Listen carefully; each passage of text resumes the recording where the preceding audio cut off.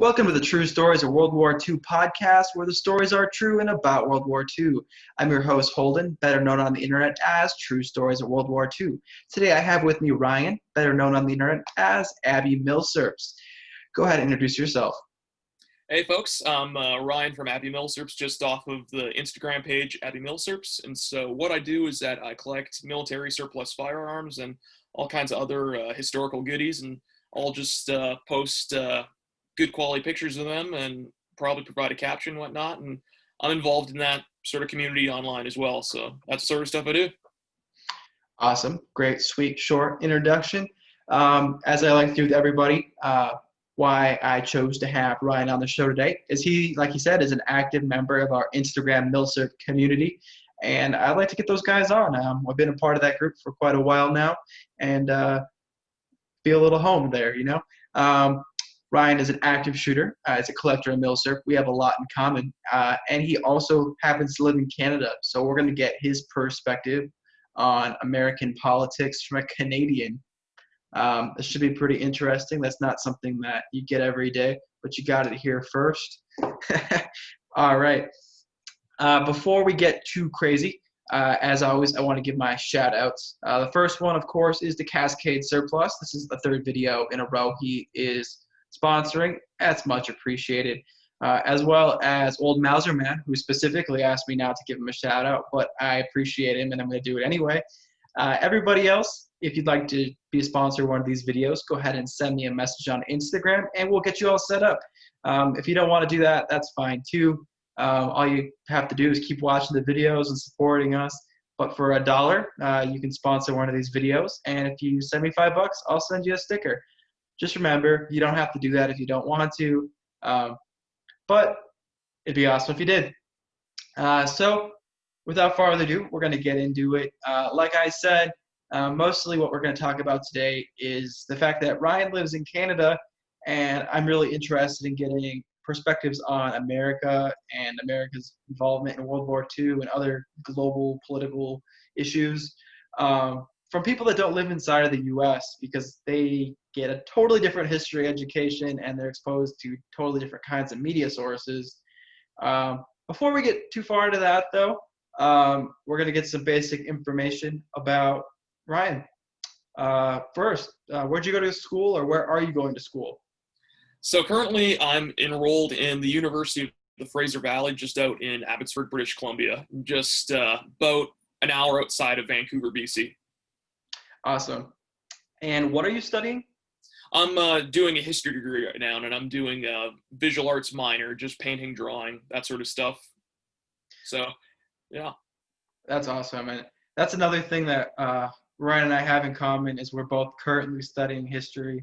So that's it's really interesting to me to talk to other people that are studying history. Maybe we have similar interests. Maybe we're studying completely different things.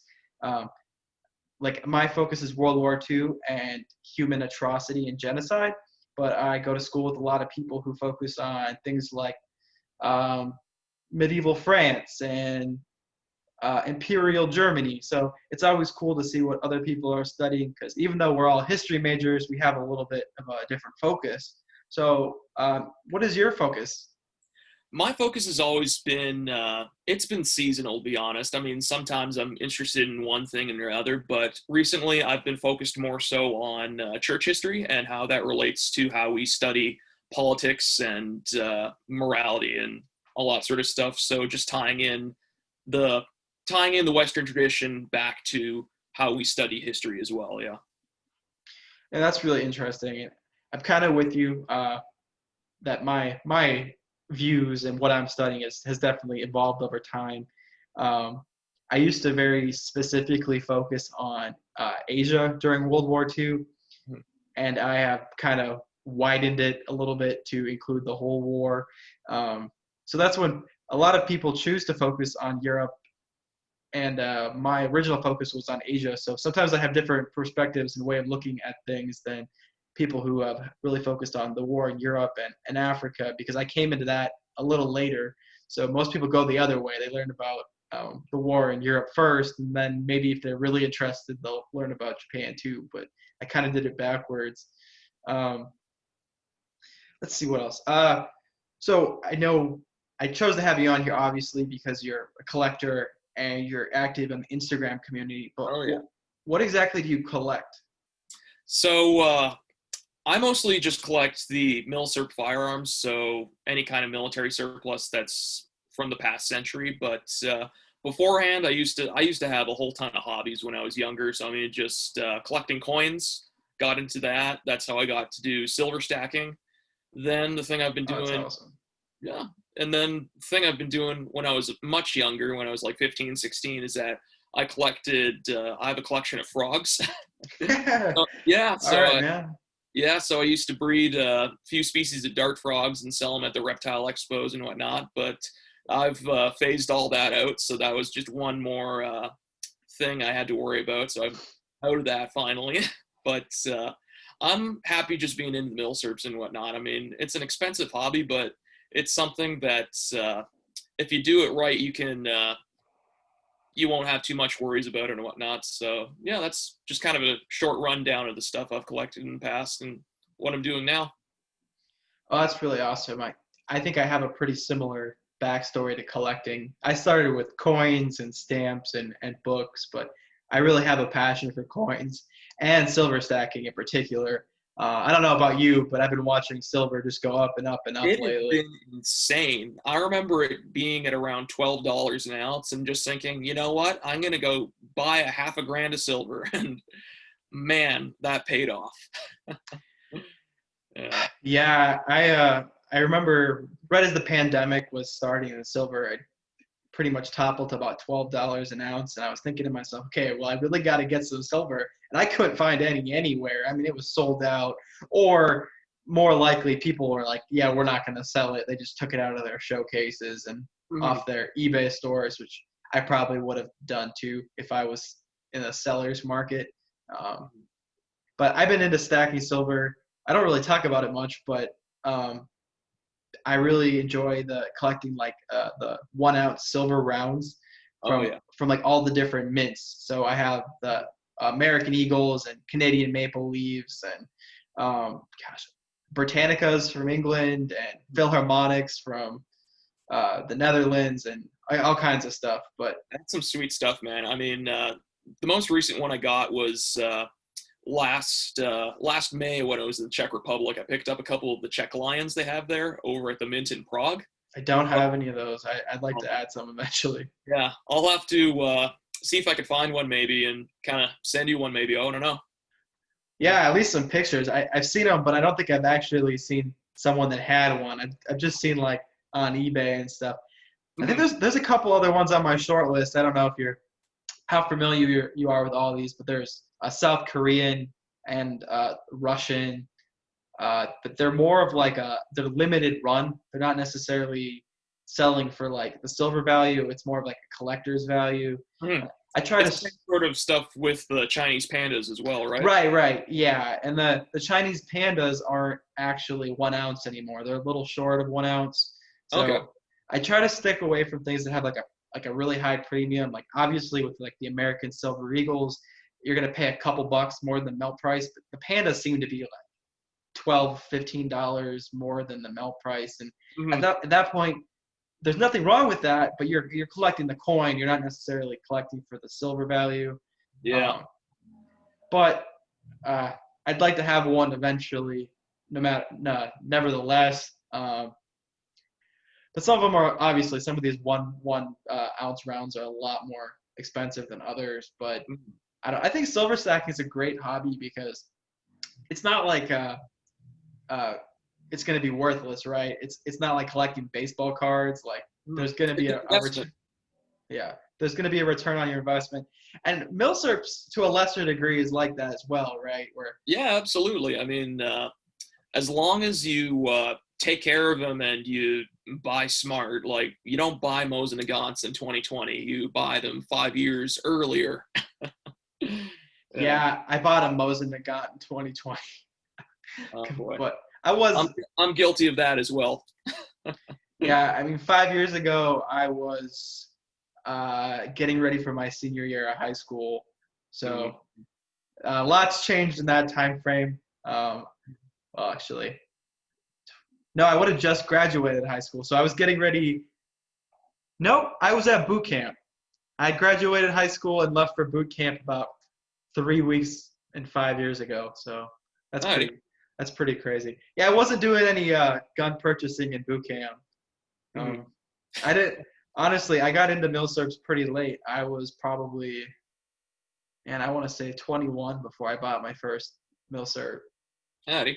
Yeah, I was a late bloomer as well. I mean, I only got my license about 3 years ago, and so with that, the first firearm I probably purchased was Gewehr 88, and it was Sure. just whatever looked coolest. So that's what I Right. picked up, and not really looked into what I was going to be getting into. Now I have close to 20 guns in my closet. So Let's see. Well, my first was SKS. Uh, classic. but it wasn't. It's not really a Milsurp because it's a Norinco that was made for the consumer market. But I consider it a Milsurp just because it is like a military pattern weapon. Although it's the paratrooper model. I'm not sure if you're familiar with that. Oh yeah, It's like it's the shorter barrel and whatnot, right? yeah, of course, you're Canadian. You can still get this stuff. We can't get it in the U.S. If you find a Norinco SKS in the States, it's probably been here since the early 90s. So Yeah. because we stopped buying guns from the Chinese because they were selling rocket launchers to terrorist organizations. But Canada's like, yeah, whatever. Oh, $100 SKS is $100 SKS. I don't know what y'all are talking about. The prices on our SKSs are definitely going up, though. We've started to see the Russians. We usually be able to find them for maybe like 200, 250. Now we're seeing them closer to 500. Yeah, you don't even want to know what I paid for my first SKS. It was about $500, I think. Yeah. Yeah, but the paratrooper one's a little different because it takes the 30 round AK mags. Okay. So it's really like a awkward, long, ugly brother to an AK at that point. Oh man, yeah. One that I'd love to see if I could get my hands on is one of the Albanian SKSs. I've heard good things about those. Hmm. Yeah, I don't personally have one. I'm sure I've handled one. Man, that's the thing with me. Like I've handled so many guns, like between like shows and like working for people with large collections. That, like I can't always like picture the right stuff. Like when people are talking, It's just like you probably remember. Like I remember the first time I handled an M1 Garand. The only thing I remember on it is just like how smooth it felt in the hands. That was really the only thing about it. And I'm just thinking, like, I love this. I just remember how heavy they were. That was my first impression. Because I slung a M16 in the Marine Corps, and like compared to a M1 and M16's like nothing, you know. Mm-hmm.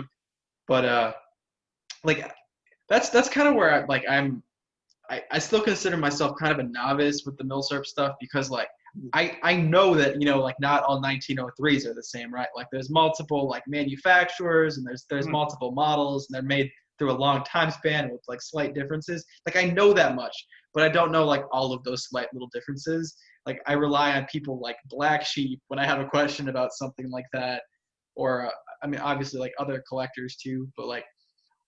Yeah, I think it's going to take like a long time before I really feel like to the level where I know everything about everything. Yeah, that's the same for me as well, man. I mean, like when it comes to Mosins, I know almost close to nothing. Like I just know the arsenal marks and just like the years and the countries they were made in. All of those other markings that you see on the stocks, like some of those, like most people don't even know what they are, and they're still finding a lot of new stuff out there. I mean, for when it comes to the collecting the Milsurps, I would never consider myself an expert. I'm always just learning new stuff all the time. Right. I've had a similar experience with Mosin because I just picked my first one up. I want to say it was March maybe, and I actually picked it up from a retailer because I'm not all that bright sometimes. It was about I want to say like 220, $230, which is a little high for a Mosin, but it's not the craziest that I've seen lately. Like I've seen them like $300-400. You'd be surprised at what I've seen. I saw a Finnish M38 Civil Guard, 1,800. That's crazy. It is, yeah, and like, yeah, I don't know. I've handled some like extremely expensive guns, but that were actually extremely expensive. That wouldn't be one of them, you know. Like no. I don't know, It's like, not a $500 gun. It's yeah, like, like yeah. I've handled like God, what are they? Artillery Luger, with the really Oh long yeah. barrel. I'm like, yeah, it's a little too expensive for me to even be touching. Like, Yeah, I mean, the thing is that in Canada, we have three classes of firearm: restricted, which is rifles, shotguns; non-restricted, which is pistols and black rifles; and then we have prohibited, which is full autos and then short-barreled guns. And so the German Lugers fall under that prohibited model because they can put it a is like stock, right? it's not necessarily the stock; they're measuring the barrel. The gun itself is longer than the 4 inches, but Hmm. it's when you look into gun laws in Canada, what you know and what you find out is gun laws in Canada don't make any sense. Yeah, I was just about to say that. Like, I don't have a great understanding for the gun laws in Canada, but I don't have a great understanding for the gun laws in the U.S. either, because it's so different by state and region and county, even. Uh, like I have a conceal and carry permit in my home state, but I don't live in my home state. I live in the next state over because I'm going to school here. Mhm. And my conceal and carry permit from my home state doesn't work here, but it does work in the next state south of here, and like 30 of the 50 states. Mhm. That, like, depending on what state you get your conceal and carry in, it covers other states. Some are more restricted than others. Some don't have conceal and carry at all. Some have constitutional carry, and you don't need any kind of a license to carry. So, and then that's just carrying. That has nothing to do with actually buying. About the only thing that's standard in the U.S. is you can buy a long rifle that's not like a assault rifle. Once again, like, that definition changes, no, like where you are. But you can buy like a hunting rifle no matter where you are. But that's about the only like consistency. Mhm. It's totally a mess. Like, you need a book this thick, to like sort through all of it. Man, it sounds crazy just trying to figure it out as you go through all 50 states, just going through all that stuff. I mean, I'll mention this later on, but when it comes to looking at the laws on a national level, it would be just a whole nother can of worms to deal with. Right. Mhm. And I guess that's a pretty good segue into like where I wanted to spend the bulk of our conversation is, you're from Canada. I'm from the U.S. I have a very indoctrinated point of view on stuff because I was raised here and I went to school here, and I spent a whole 2 years of my life not living in the U.S., so I don't have a whole lot of outside. So that's why I like to talk to people that do have a little bit of outside knowledge. What did you learn about the United States in school in Canada? Maybe specifically like elementary and middle and high school. Obviously, college, you're going to get like a deeper look at things, but like as like growing up, what do you learn about the United States in You burned your White House down.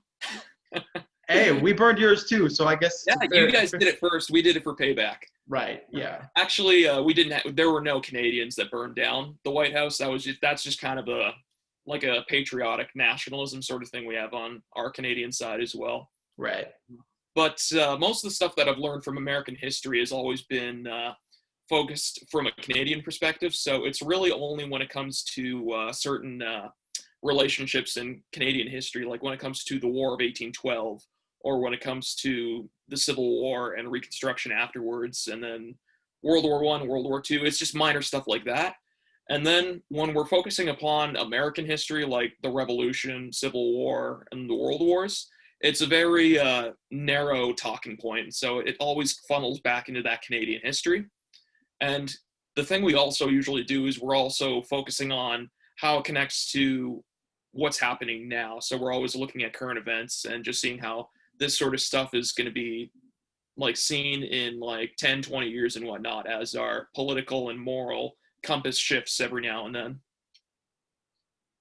That makes sense, and I feel like if Canada played a role in U.S. history, it would be that too. It'd be kind of like only when it really applies to American history, when it would be things like the War of 1812 in particular.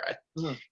And I mean, basically at that point, not everybody's super familiar with the War of 1812 because they didn't pay that. It's like America's forgotten war. It's Yeah, well, we have plenty of those, unfortunately, in America because we've pretty much been fighting a war since 1776.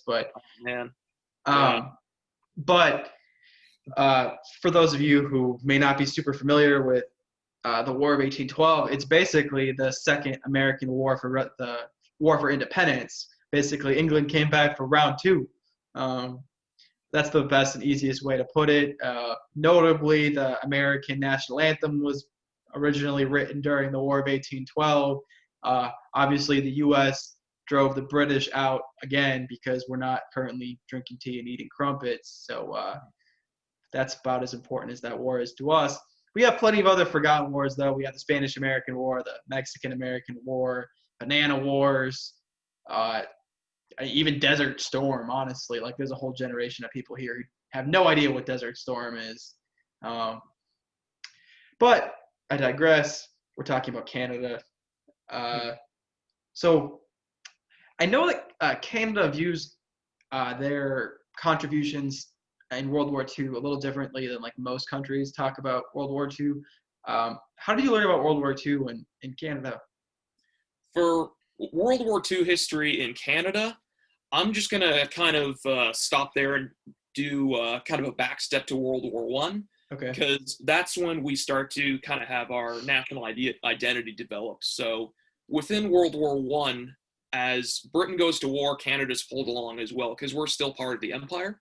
Right. So it's within a lot of those major battles like Ypres, the Somme, Passchendaele, where the Canadians are usually seen as those shock troops to go and break up the defenses of the Hun or whatnot. And so it's really within those small battles where we're kind of building up our national identity as like rugged, tough Canadians and whatnot. But the thing that we're starting to learn as well too is that it wasn't just the Canadians, but it was also the Australians, the New Zealanders, the South Africans. And so the British Empire used the majority of their army was Commonwealth nations. So from there, it became a world war right away. And it wasn't really a world war until the Americans arrived. As many people would say, it was just smack dab right there. But on World War II, we usually talk about the Battle of the Atlantic because the thing is that you have German submarines actually going up the St. Lawrence River every now and then. So we had to figure out all that sort of stuff. But we had our own D-Day, so we had to focus on Juno Beach out of the 5 beaches that were on Normandy. So it's small engagements like that and how we contributed to the Allied victory in World War II.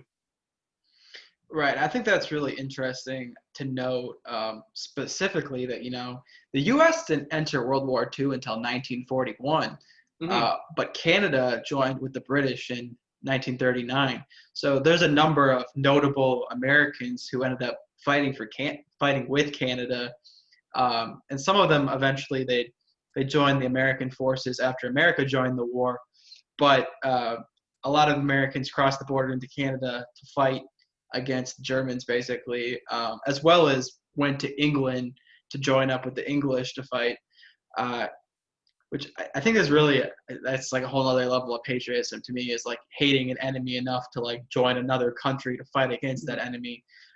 Every single nation's going to have their war hawks. Like, we had a bunch of Canadian volunteers go join the Americans in Vietnam as well, and we don't usually talk about that a lot in Canada. We're just seen as the peace-loving hippies that we're seen to be sometimes. So yeah, that's really interesting. And I think even to like a lesser extent, that's still going on in some of the wars going on in the Middle East. Like, there's a lot of Americans, we don't really like to talk about this either, who go and join up with like Kurdish fighters that are fighting ISIS in the Middle East. And they're basically like mercenaries, I guess is the best way to put it.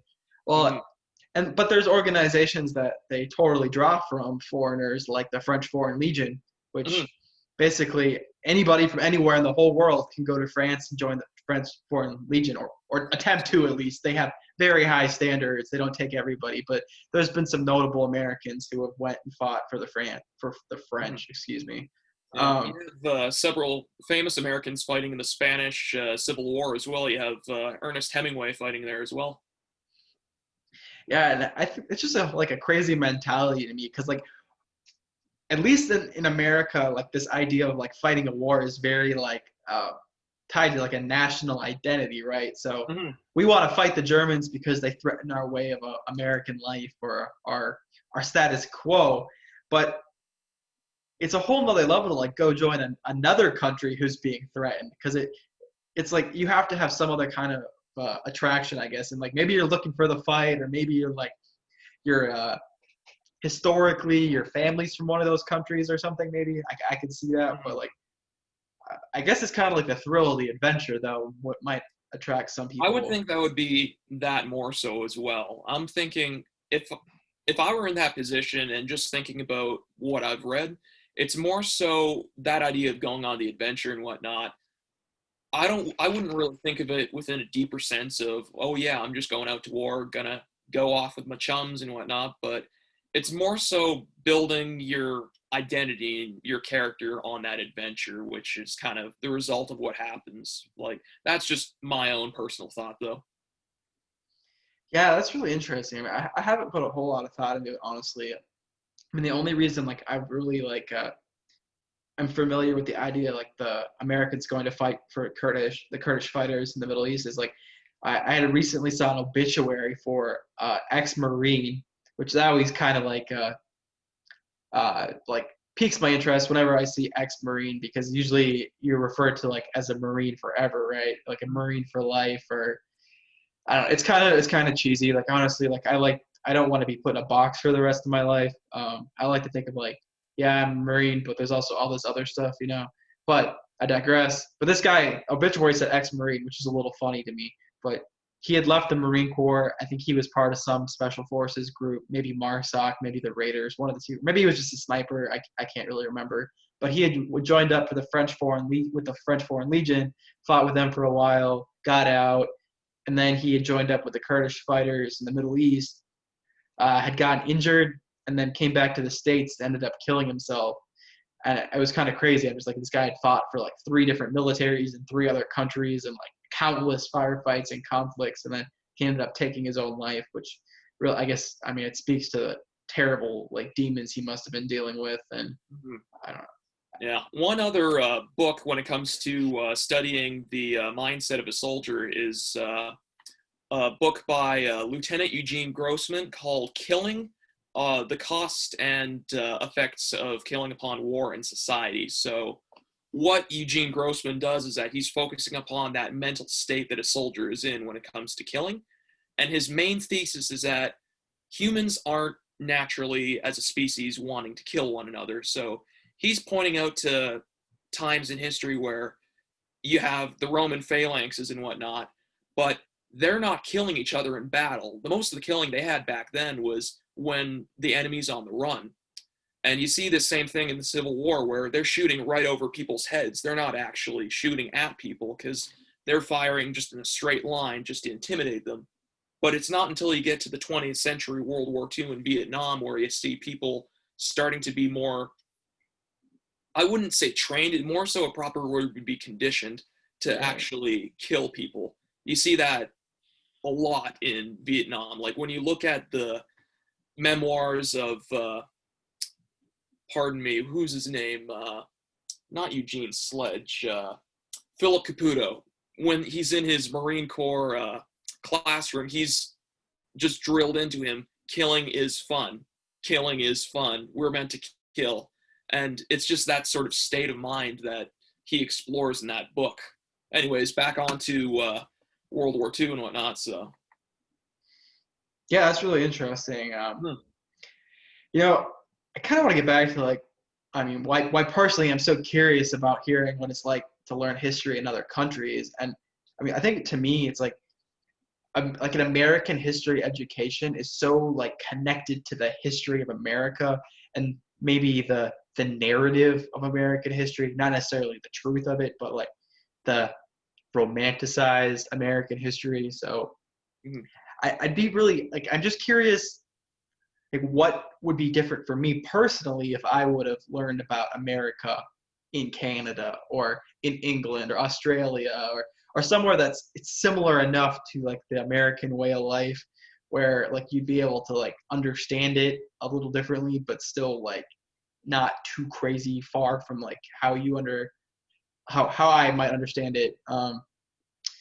Like I have a hard time wrapping my head around like, you know, not like considering the signing of the Declaration of Independence is like the start of time, basically. Which, I mean, to at a certain extent, like in school in America, I mean, like unless you go to church, I guess, like and learn about the Bible, I mean, it'd be like the Bible times until like the Declaration of Independence, and like I don't think you're gonna get much deeper than that until like I mean high school maybe when you get to like a world history class or like an American history class, and they kind of like even then I mean it starts with Columbus usually like 1492, like you don't get really anything from before that, Yeah. um, and then that's I mean I'm happy there's a lot coming out like in the last couple of years about hey maybe Columbus wasn't such a great guy, like we're starting to question that narrative a little bit, Mhm. but I mean, I think we really need to fight back against like the narrative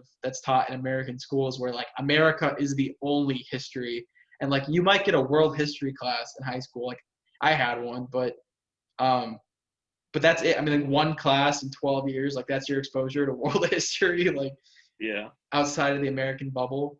And Yeah. I get it. I mean a lot of people I grew up with will never leave the town I grew up in. I mean, they don't really need to know what was going on in France, you know, like they need to know how to pay their taxes and Yeah, I mean, there's some people out there that's what they're focused on, but the biggest for me for the biggest thing for me was when I went and traveled outside of Canada for the first time, not just like driving down across the border, but I mean flying over to Europe.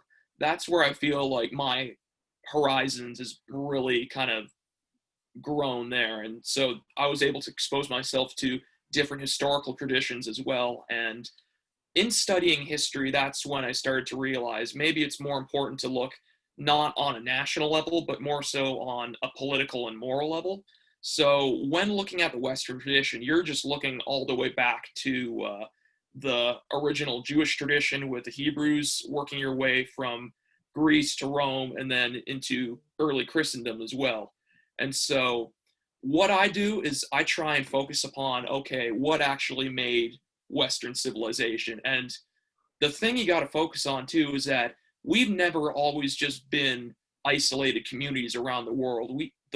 We've always functioned as a global village. Like, for example, when you're looking at the Roman world, their world for a long time is seen as just that Mediterranean Roman lake. But a lot of people don't realize that certain cities like Antioch and Alexandria, you have people from India and China learning there. And so you would have had a syncretism of all kinds of cultures. Like, that's the reason why we have dragons in Western mythology, because people from China told about them as well. And the thing is yeah. that, anyways, when you focus on American history and just going from 1776 to now, you're missing easily 1,500 years of more important stuff. Like, I would say if you want to learn more about American history, go back to 1215 when the Magna Carta was essentially written. So for people who don't know what Magna Carta is, it's when you have Robin Hood and the band of merry men fighting against King John, and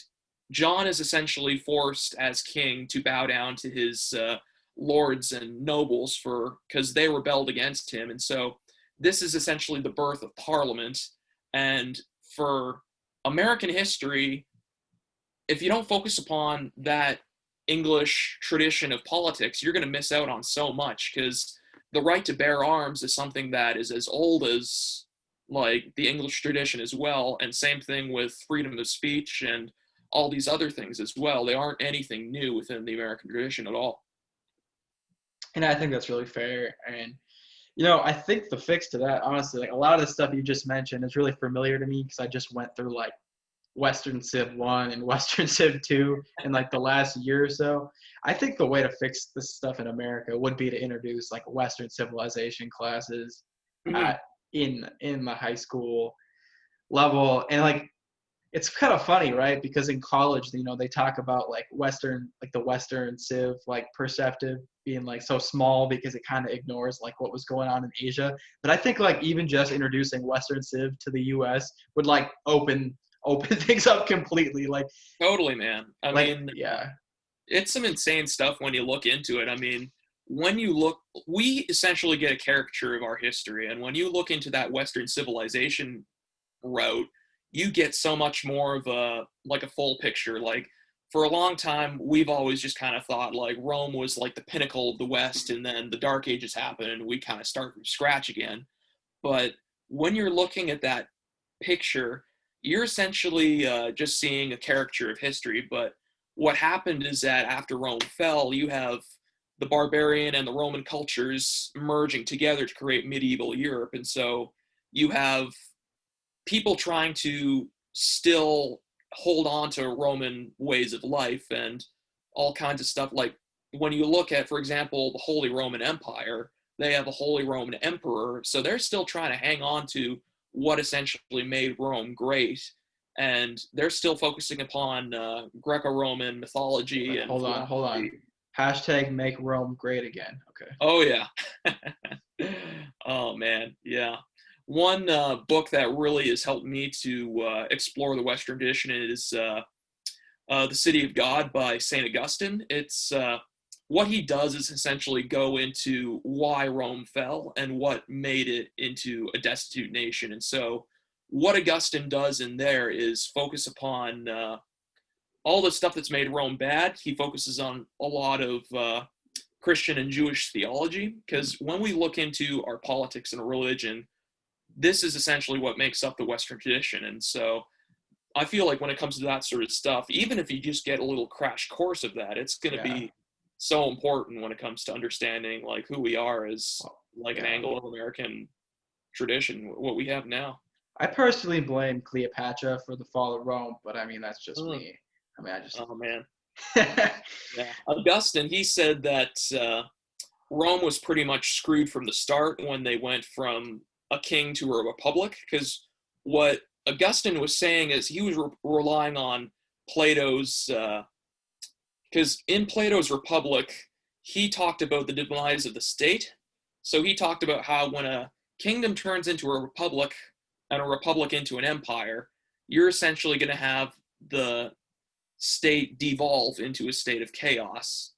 And so I don't have the Republic with me right now, but he talks about how you get democracy in its purest form. People just raw liberty. We just want that. And then people seeing that this liberty thing is like we need some rules and whatnot. So that's when you get dictators, and that's when you get oppressive regimes out there. And so it's certain things like that that Augustine focused on and said, you know what, Rome was screwed from the start. You guys had it coming to you. Yeah, I've been doing some research on the Holy Roman Empire lately. I think it's an interesting idea that, like they consider themselves like the spiritual successor to Rome, to the Roman Empire. But then like this whole idea, like the German Empire thought that they were the spiritual successors to the Holy Roman Empire. So there's just like this weird, like the Germans think that they're somehow like connected to the Romans, and you're like, wait, weren't you the bad guys? Like, you would find Turkish history interesting, because the thing they do is that they try and connect themselves to Alexander the Great. Right, and then there's this whole thing with Constantinople in there too, isn't there? Yeah. It's a whole nother rabbit trail to go down. Basically, the sum of this conversation is there's a lot more to Western history, and there's a lot more to history, period, than 1776 through 2020 American history. Exactly. That's really my point that I was trying to make here, and that I wanted to ask you about, is like we get so tunnel vision in the U.S. sometimes we forget, we're not the only thing going on, even though like maybe we'd like to think that we were.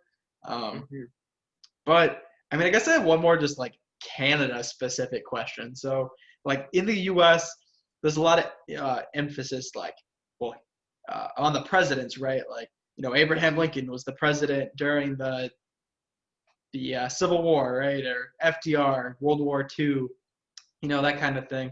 Like these people have like things attached to them. How are like prime ministers or like taught, I guess, in Canada? Like, are they held to the same kind of esteem as Americans hold presidents, or is it completely different? Am I 100% off? I feel like it's almost a little bit different from that because for our prime ministers, most people within Canada are actually more familiar with American culture because that's probably your guys' biggest export as opposed to like McDonald's and whatnot. It's American culture is just king up here. So well, I wouldn't be surprised if more people in Canada had knowledge of who the presidents were than our prime ministers. But basically, the big three that we focus upon are John A. Macdonald, our first prime minister. You have John Diefenbaker right after World War II and during World War II. And then you have Pierre Trudeau, who pretty much created modern Canada as we know it. And so when we look at those three figures, if it weren't for Alexander Graham Bell, Alexander MacDonald, we'd pretty much be the 51st state in the U.S. flag. He was the one who put his feet in the heels and tried to establish us more as a Canadian identity.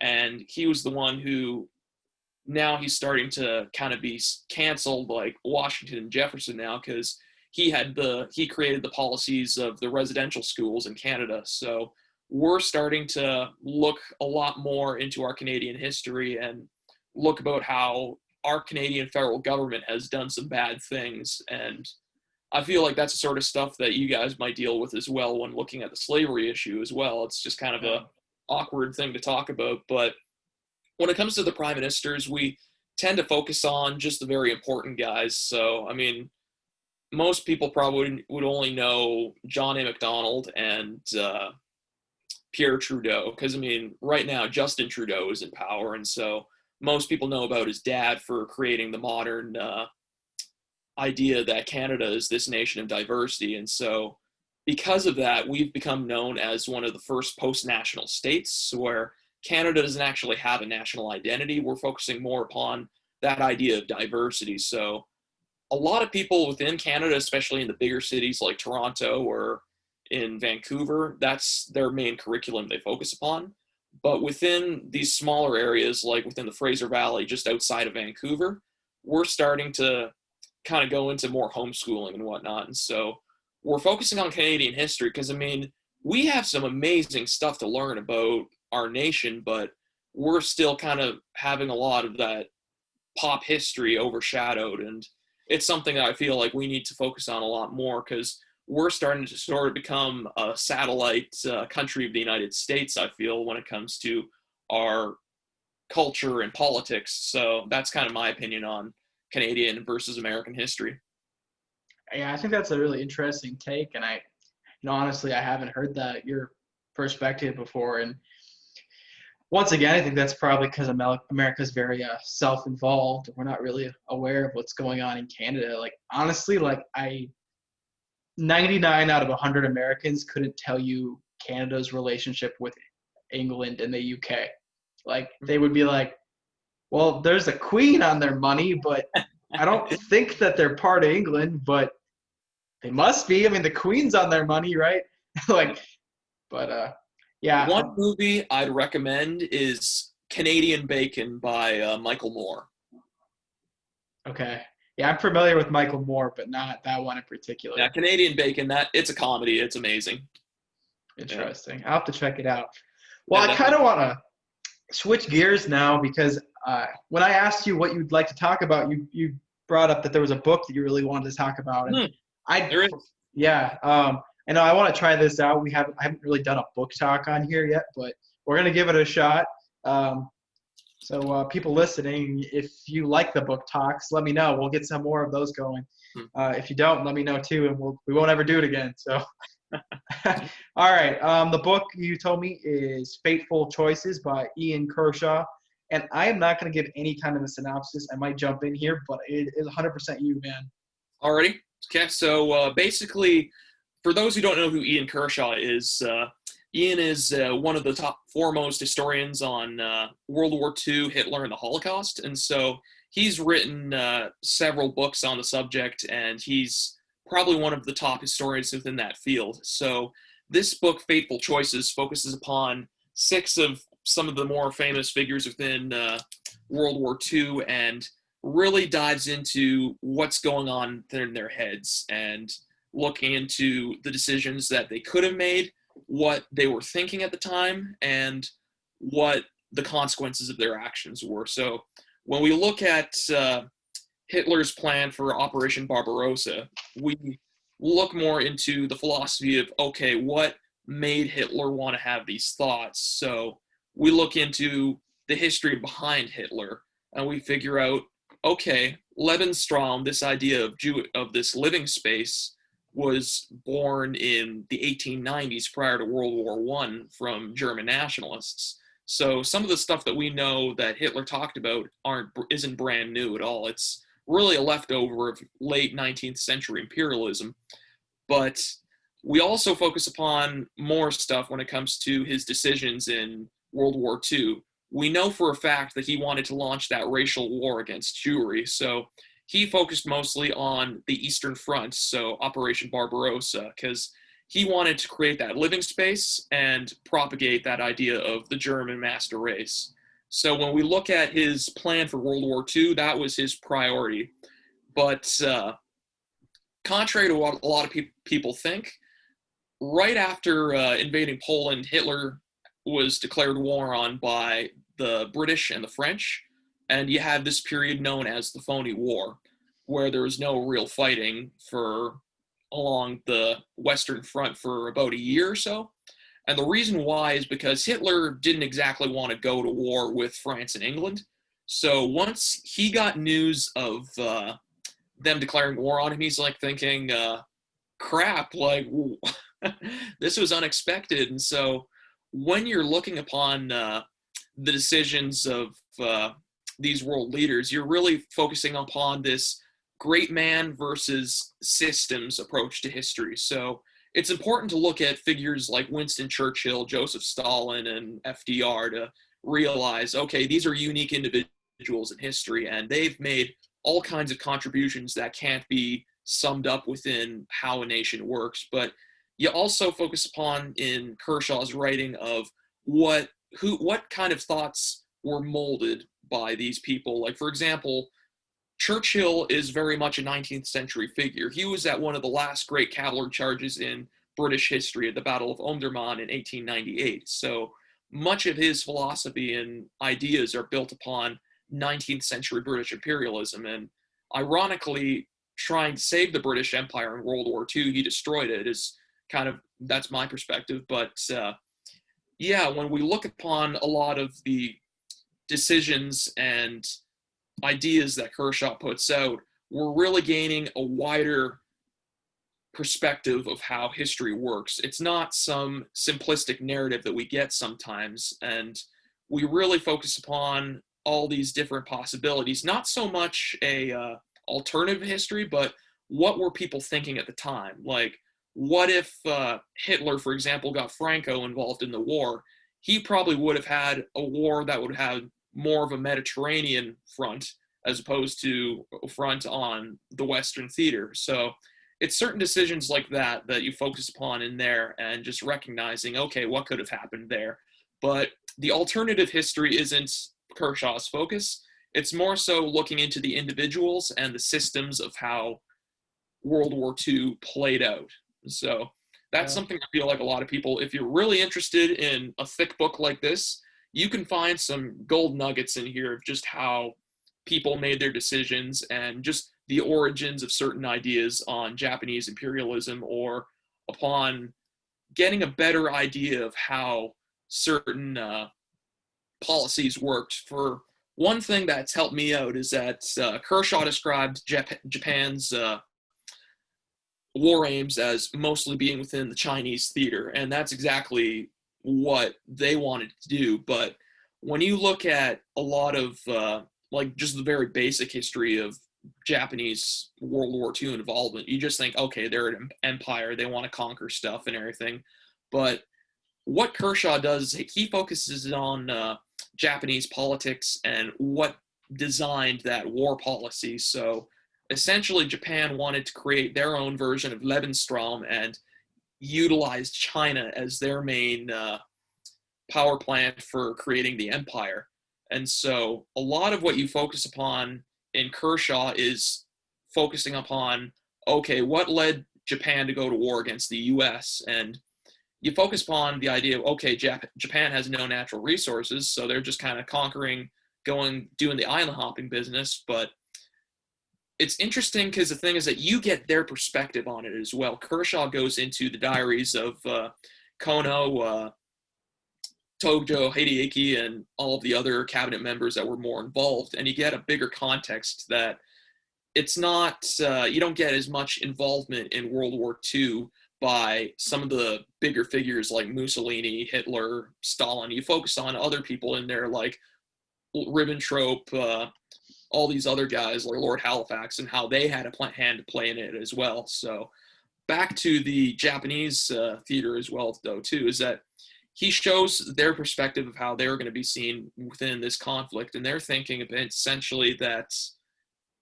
we're essentially going to be going to war against the United States if we go any further into getting any kind of natural resources. And if we don't do that, we're going to die as a nation. So they would have rather risked that idea of going to war to keep the empire alive for another 50, 100 years or so, and just knock the states out with one big airstrike on their carriers at Pearl Harbor, which just didn't work. So yeah, essentially you're getting so much more context from a read in Kershaw. I say it's a really good book if you want to focus upon that sort of stuff. There's plenty of awesome footnotes in here, so you can see where Kershaw has gotten a lot of his information, and you get, again, much of that context. I'm kind of repeating myself with this, but it's a really good read if you're interested in all this, like, just stuff that's not really that well known, but it is a pretty thick read, so be prepared if you want to get into some really interesting history behind World War II. It's something that I wouldn't have regretted just reading through it in high school, or pardon me, not high school. I'm not that smart, in some of my upper level university classes. Yeah, that's really interesting. I mean, I'm considering reading it myself, although I have about 14 other books going. I tend to start books and get on other stuff, and I mean, I'm looking at my book stack right now. Yeah, I'm still currently in school too, so I definitely doing a lot of reading. But a couple things stuck out to me in there, and they're things that I really hit on in my research. Is one, the idea of a great man history, right? Like telling history by looking at like these great like political leaders, and now how like it's becoming more and more popular to not do that, right? Like there's so much more going on in these time periods than one person. Like there's more to World War II than FDR and Hitler and Mussolini and all kinds of other like higher up political leaders. But like we starting to tell history by like what was it like in the home front? What was the mentality of the people back home, and what was it like for the soldiers that were fighting, and what was it like for the lower level officers that were leading soldiers? And I think that's just a better way to do history. Like when you're not only focused on like basically telling a biography of one political leader, and then the next period history you're doing the biography of the next political leader. Unfortunately, there's a lot of issues going back to do this, because history has been written like this, basically. Like the history of Rome is basically the history of whoever happened to be emperor at the time, right? So it's hard to go back and be like, okay, what was the average citizen going through during this particular reign? Although it gets even worse the farther you go back, right? Because even fewer and fewer people were literate, they weren't keeping diaries, that kind of thing. So the other thing you hit on that I really agree with is, I enjoy books that like, they tiptoe the line into like the what if history, but they don't really cross it. They go, this could have been a turning point, but it wasn't. It went this way. This is why it went this way, where they don't dive too far into, well, if Japan hadn't dropped the bombs, this would have happened. Because like that what if game in my book has always been like, well, but it didn't. So how can you really speculate? Because like any number of outcomes could have happened. So I'm not crazy about what if history. So I'm always excited to hear when people are like kind of straying away from it. Mhm. It's like you kind of get into this like pseudo history or like Yeah. It's history. not exactly the Turtle Dove books, but it's still Yeah, something that's a little bit more interesting. Yeah. right. Like I almost call it like history fiction when people are Hmm. like, well, what would have happened if the South won the Civil War? Well, Oh yeah. I don't know. Nobody will know because it didn't happen. So Well, that's for me, probably it's not just, a bad thing. yeah. For me, it's just like when you look at certain stuff like that, like oh, what if history. I almost think of it as more so a waste of time. It's That's pretty That's fair. just kind of my perspective. It's something that I feel like okay, like what would I learn from studying this? And when it comes Yeah, to looking at history, it's not mathematics. I mean, it's a political and a moral field. It's humanities. So I mean, you're if we just focus on history to just memorizing dates and names and whatnot, you're missing the entire point. It's really studying a bit how the past has really shaped who we are now and what's going to happen if we keep on just focusing upon certain things that we just want to focus on. Like, why are we tearing down all these statues? Is it because that they're being seen as racist figures and we want to eradicate that? Or is it because they're just a past image of America that we don't agree with anymore? And it's a lot more nuanced history than it is with the black and white representation that you're getting nowadays in this pop history that you see a lot nowadays. yeah, yeah. I mean, I could go on all day about the issues with history education in the U.S. specifically, and honestly, like I think the biggest issue is it's time related. Like really, like I mean, you think you might have a history class 2 or 3 days a week, and your school year is only 9 months long, and now you're learning online. So it's like, how much information can you really like distribute? And you got to start to think like, okay, what's more important? What can we cut out? Well, the problem is you shouldn't be cutting out any of it. Like Yeah. you need to get the full picture, not like the bullet points. And I said it again, the bullet pointed history is really what it comes down to is, the Revolutionary War happened, then the Civil War happened, and nothing Mhm. happened between those two events. And then eventually World War I happened, then World War II, and things started to speed up in the 20th century for some reason. Yeah, it's just like when you look at the birth of how American politics functions today, like you really have to go all the way back to 76 and how the founders actually viewed the nation. It's not like the United States by itself, it's 13 independent countries. Right. And you see that slowly being torn apart leading up to the Civil War and afterwards with Reconstruction. And just that's where you get the growth of government corruption and merger with big business and government with the birth of the railroads. And so that's why you have everybody moving west. They want to get away from all that corruption in the cities. And essentially, you're getting the birth of all kinds of big government and whatnot. But I mean, that's just kind of my libertarian viewpoint on there that I've held from when I was younger. Yeah, yeah. I'm a recent convert myself, Mm, lifelong Republican, and I turned in my card for a Libertarian card about a year ago. So, okay. Yeah, but I mean, how would you feel if I talked a little bit about my political leanings? go for it. Okay, yeah.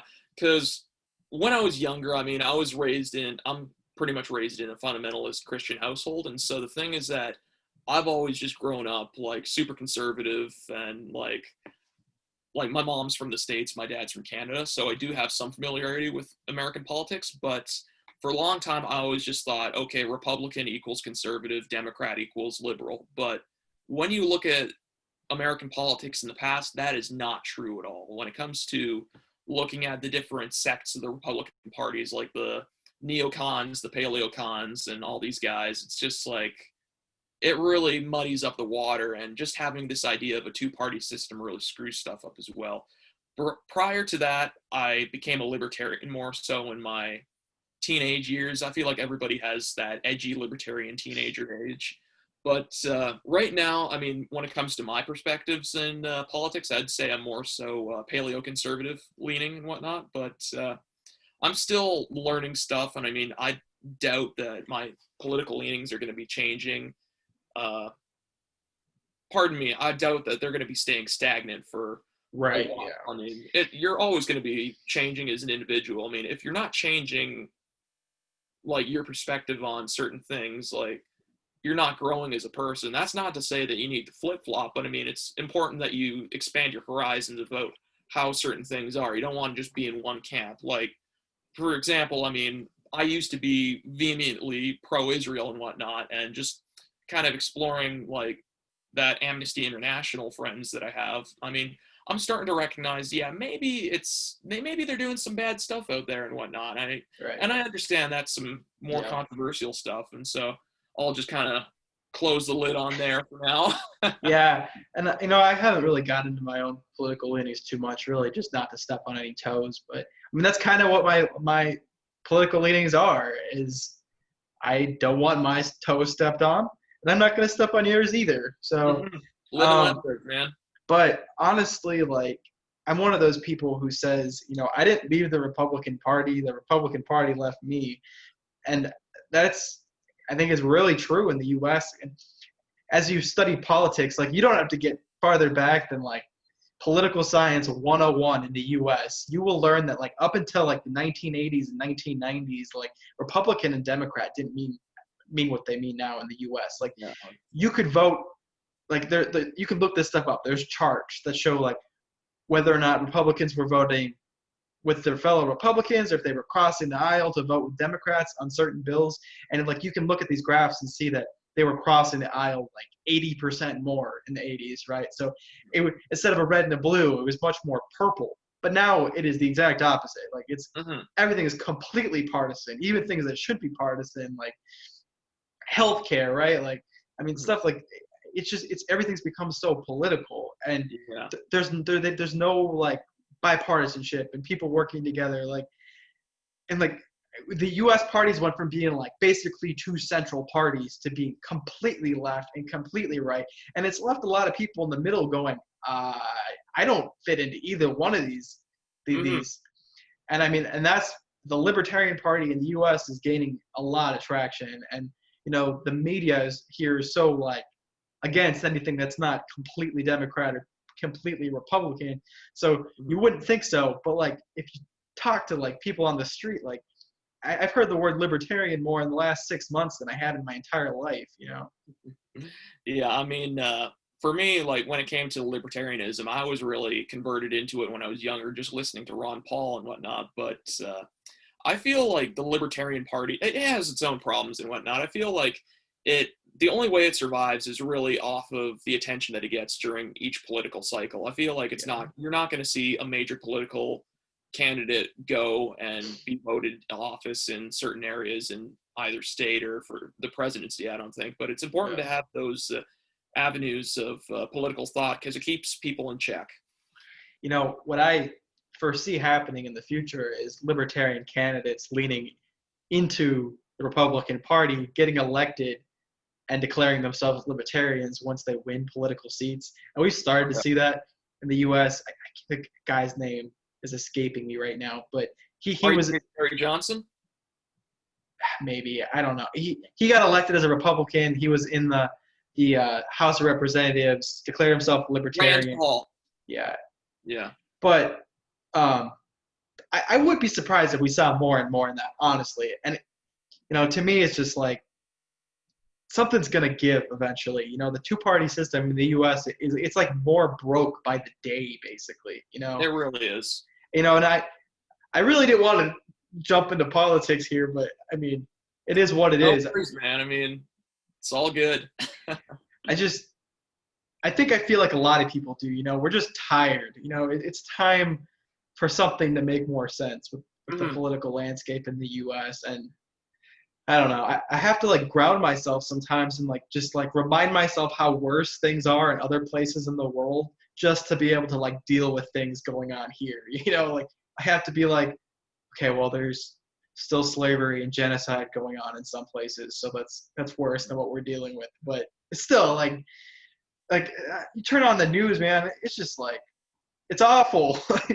Yeah, I try and read as much news as possible. Like when it comes to like, because the thing you got to remember about any kind of cable news is that they're corporations. They're trying to make money off of you looking at them, and this is just going to be so hard for people to understand. But you really got to get the truth by looking at all perspectives. I mean, it's painful just like Yeah, reading like whether it be like some fringe left or fringe right website and just thinking like people are thinking this like holy crap. But it's important that you get these political perspectives so that way you can find that middle ground, that via media as people used to call it.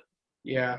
No, and it's frustrating being someone who considers themselves close to center, maybe a little right, but if you're not completely left all the way or completely right all the way anymore, people they accuse you of being a fence sitter or not Mm-hmm. being able to like make your own opinions, and you're like, I can't get behind the entire platform of either major party. So where does that leave me?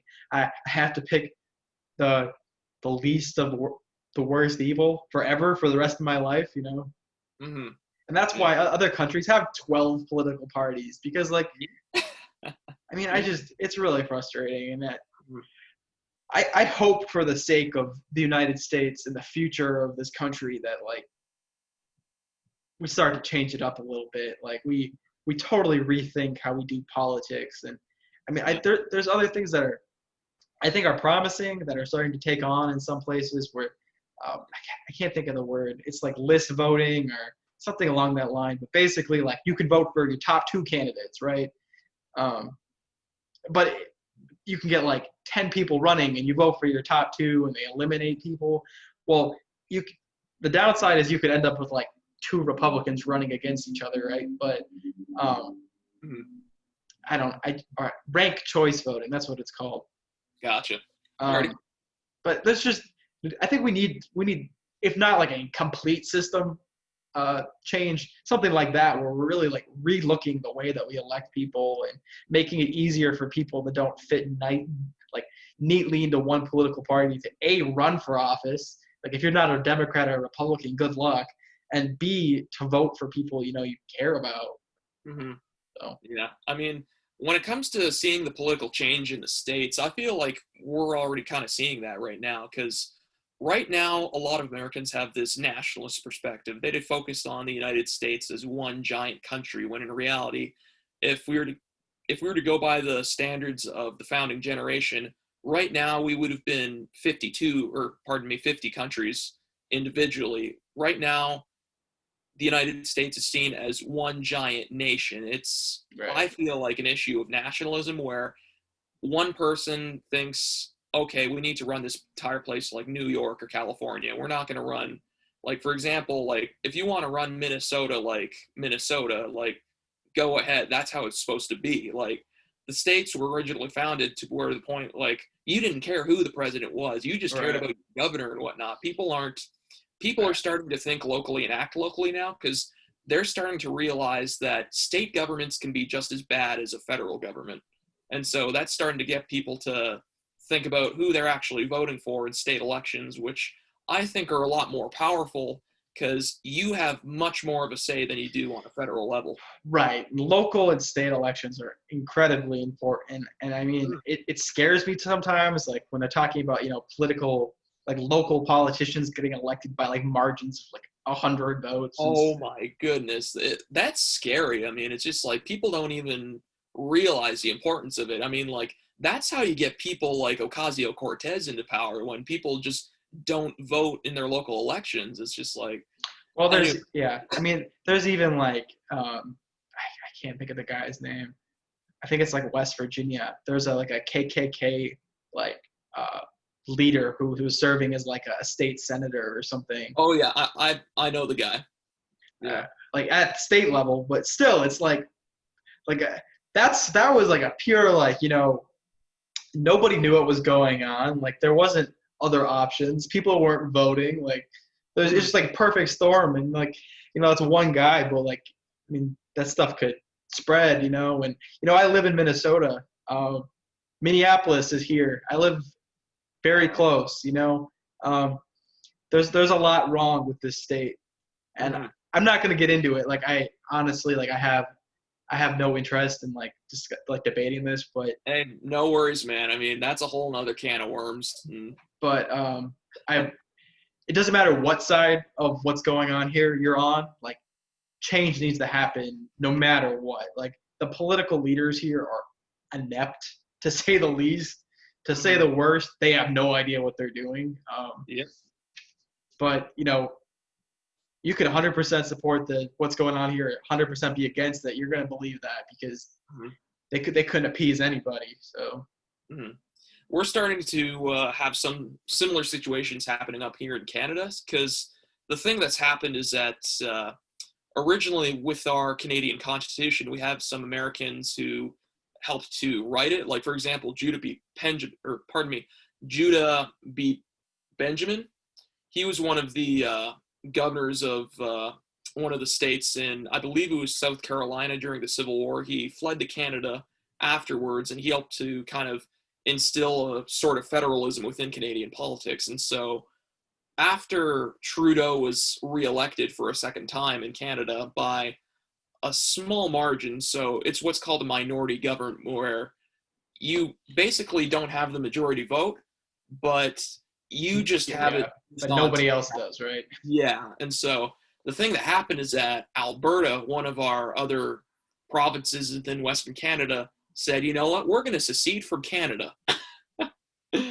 And you essentially have that catching on with Saskatchewan and Manitoba in some areas, and even people in BC are starting to claim it, that they want to do that. Yeah, I think that's really interesting. And every couple of years it'll pop up in the States too, specifically Texas. You know, Texas is always talking about seceding from the U.S. And I think, I mean, part of that has to do with Texas history. I mean, Texas for a short period was its own country. So it's not still called the Republic of Texas, yeah. Right, yeah. And I mean, they're not the only state that has like something like that in their history. Like Virginia has a very strong like independence. It's not even, it's like the Commonwealth of Virginia. It's not a state either. But I don't know. We see that stuff every couple of years, and you know, there's stuff with like, you know, I mean, the U.S. still has territories that they don't really know how to nicely put them in a box. Like, do you make them the 51st state? Do you let them leave? Do they keep them in this weird like legal status that they're currently in, where it's a lose-lose for everybody? But yeah, I don't know. And we keep having these discussions, and you just sit around thinking like, man, is anything really going to change? Yeah, it's just people aren't getting involved politically, or they just have a very shallow understanding of American politics. And yeah, well, I feel like it's just America's got this issue where like a third of our voting age people just don't vote, you know? And it's like we have 2/3 of the voting population making decisions. And it's even less than that, because there's, I think, depending on where you are in the States, that between 2 and 6% of people are disenfranchised due to being felons. So it's probably more like 60% of people are making like all political decisions. Yeah, it's just like, it's some insane stuff going down there, man. It's just like, yeah, it's hard sometimes, and it's hard feeling like, you know, I'm not calling other people stupid, but like when you feel like you have a pretty good like decent head on your shoulders, like you feel like you're doing pretty good, and then like you just watch the world imploding around you, and you're like, what are you gonna do about it? I know, it's just like, sometimes when you just don't have like a wide enough perspective, like I know a lot of people in Canada, they're like, oh, Americans are so dumb, like why are they so behind on this COVID stuff? I mean, like, but if you don't understand the American political tradition with federalism and whatnot, like each state was originally its own country, and so they're focusing on this COVID situation the exact same way Canada would be doing on a national level. But like people don't understand that sort of thing. They just know America is kind of the caricature boogeyman for like Osama bin Laden and whatnot. So it's just like, I'd like to devote a whole podcast just to talking about COVID in the U.S. and the reactions here. Honestly, like, you could talk for hours and hours about it. You really could, man. I mean, like, when I remember when I used to look at a lot of other live streams on YouTube by all kinds of people on the left and the right, and there was one guy, I'm not going to say his name, I don't want to glorify him or anything like that, but he would just go on and on and on. He would just be like, yeah, he would just go off the rails though. And he had some interesting perspectives, but it's scary how some people, once they get talking and just rambling about stuff they don't understand, how many people will just go right behind them and not even. That's like, yeah, I have to be careful about that. I mean, I don't have like a huge following or anything. Like at most, I mean, I might get 100 people to watch these videos, but like I still want to like make sure like I'm giving accurate information, accurate history. I'm not like spelling my own terrible opinions about things without any like research or backing it up. But because I mean, I feel like a lot of like, I mean, people might get the wrong idea because I mean, I've already said, I'm a libertarian, but like, if they tell me that wearing a mask might save me or might save somebody else, like I don't have an objection to wearing one, right? And I think that's, and I mean, that might be a little self-serving because I'm looking to protect myself, but I also have like a somewhat like some level of decency to protect other people, right? And definitely. I don't quite understand, the whole like anti-mask thing and the whole like I'm just not going to do it because you told me to do it thing. I guess that might be a little against my libertarian perspective, but I don't know. It has more to do with like human decency to me than personal like government rights, I guess. Yeah, like when you look at like in Asia when they had the SARS epidemic and whatnot, like they definitely adopted the mask as their sort of protection, and it's just eventually become part of the culture they have over there. Like even just walking around Vancouver, I'll see a bunch of people who are from Asian descent wearing masks, and I'm just thinking like, what's wrong? It's just built in within the culture there, and the main thing I see within the political traditions of the United States and Canada is that Canadians have far more respect for authority than Americans do, I think. And I feel probably fair. Yeah, because I mean, up in Canada, we're not so critical about some of our leaders sometimes, unless it's like coming from like the state-owned news stations and whatnot. But I mean, when it comes to the American political tradition, looking at all the masks and everything, people are a lot more critical, and they're gonna look for every single hole in there. I mean, I wish we had people like that up in Canada. It's just like, yeah, I don't know. It has its perks and also it's like detractions, I guess. I mean, I'm a big Second Amendment guy, obviously, and it's great, when people are questioning laws against the Second Amendment, but when people are questioning things that are like killing like thousands of people, you have to be like, okay, well, personal freedom, like it shouldn't have its limits, but you also shouldn't be infringing on other people's personal freedom, which I think like killing people is like even indirectly. I mean, that's kind of infringing on their personal freedoms, the life, liberty, and happiness. Like there's only three of them, right? Like, yeah, I mean, those three words, life, liberty, and happiness, is something I could just talk for hours on, because I feel like when because the thing is that when Jefferson wrote that within the Declaration of Independence, it was really more so colorful language he was using. And the thing we have up in Canada is we have something similar. You have the right to life, liberty, and property. And so when you go into the pursuit of happiness, that's something that's extremely objective, and that allows for a lot more radical political change in there. Interpretation. Something that be interpreted to something else. And so, again, I could focus on this for quite a long time. I might even think about doing a live stream on it. I don't know. So yeah, I mean, honestly, I'd love to get you back at some point here. We could talk about that if you wanted to. Oh man, yeah. We're kind of we've definitely went over like what I usually do consider for time, but we're having a great discussion. I like to talk about this stuff. It's all good, man. But let's kind of wrap her up. I'm feeling it there too. All right. So what I usually like to start with in this wrap up is, where can we find you?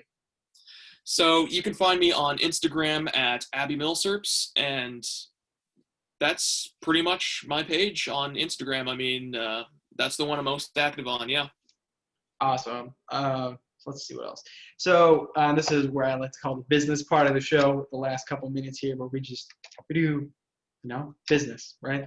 Okay, so first of all, if you're still listening at the end of this video, this what's turning out to be a very long but hopefully an interesting video. I just want to say thank you for the support. Please like this video and subscribe and share it with your friends on Facebook and Instagram, and email it to people. I mean, your grandma might not be on Facebook, but email it to her. I already talked about the sponsorship program that I started. Eventually, it's going to be a little more formal. I've been looking at options like Patreon, but honestly, it's just easier if you're donating $1 or $5 to just get with me, and we'll figure out a way to do it where you're not paying Patreon half of that money, basically. If you're sending $1, Patreon's getting a good chunk of it, right? Let's cut out the middleman for now until I can figure out a better way to do it. Just send me a message. We'll work something out. But like I always say, you don't need to financially support us. We'll be fine. Just continue to watch the videos, share them, and support us, The last thing I kind of want to do is talk about some of the upcoming people we have. I might think about sneaking this into the beginning of the video because this is important, and there's usually not a ton of people listening by the end. But so I have Milsurp Addict coming up next. We're going to talk about the book writing process and what it takes to write a book and find an editor and find a publisher. That should be really interesting. I'll have to listen to that one. Yeah, I've been thinking about writing a book, so I'm hoping that I'll get some good information from him. Hopefully some of you. I mean, there's a lot of people listening that are part of our community that should write a book. So after him, I think I'm going to have Vince from Vince Gun Room on. He is going to talk about what it's like to own guns in Belgium. And it should be really interesting. I've talked to him, and it's crazy. You got to jump through some flaming hoops to buy a gun in Belgium. I'd be looking forward to that one as well. Yeah, it should be a good one. Surplus and stuff is going to follow that. And we're going to talk about what it's like working in the firearm industry, what it's like working in a gun shop, the kind of people you have to deal with, some of the crazy stuff he's dealt with. And we might get into some other stuff too, some coins maybe, some stuff we haven't talked about too much. And then the last person I have right now is a guy who I just met recently. He was just on Out of the Blank podcast, which is a close friend of mine. His name is In the Mood for Real History on Instagram. I'll share his link in my story coming up. But he is a history teacher in Alabama, and we're going to talk about what it's like teaching high school history during a pandemic, and what it's like teaching real history. I mean, we're into the same kind of some of the same stuff where we're not talking about fluff history, but the real facts, what really happened, trying to take all the different spins off of it and just give the cold hard truth. So I'm really looking forward to that one.